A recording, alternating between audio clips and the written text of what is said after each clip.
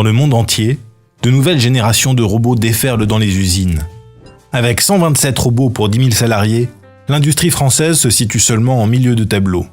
Elle est loin de l'Allemagne, des États-Unis ou même de l'Espagne, mais devant le Royaume-Uni. La Chine est encore très loin derrière, avec seulement 49 robots pour 10 000 salariés. Mais Pékin entend bien rattraper son retard, et le géant asiatique est d'ores et déjà devenu le premier acheteur mondial de robots. Ce sous-investissement dans la robotisation et l'automatisation pèse sur notre productivité et notre compétitivité. Il est essentiel de comprendre que dans l'économie française, les robots ne tuent pas l'emploi. Bien au contraire, ils permettent de maintenir des sites de production en France et de repartir à la conquête de marchés qui ont été délocalisés.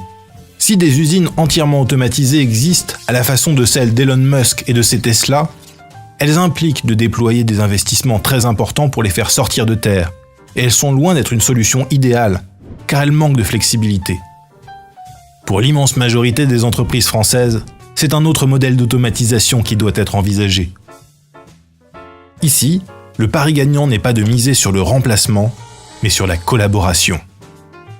On parle alors de cobots et de robotique collaborative. Moins gourmand en investissement, garantissant davantage de flexibilité, il permet de rapprocher l'homme de la machine et réunir le meilleur des deux mondes. Mais quelle différence avec la robotique traditionnelle ? Les cobots sont conçus pour assister l'homme au quotidien dans ses tâches professionnelles, notamment en matière de transport d'objets lourds, fragiles, ou de manipulation de produits à haute température.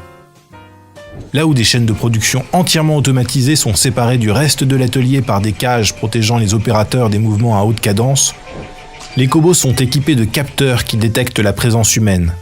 Il suffit d'effleurer le robot pour que celui-ci s'arrête. Ces cobots ne tueront pas les jobs.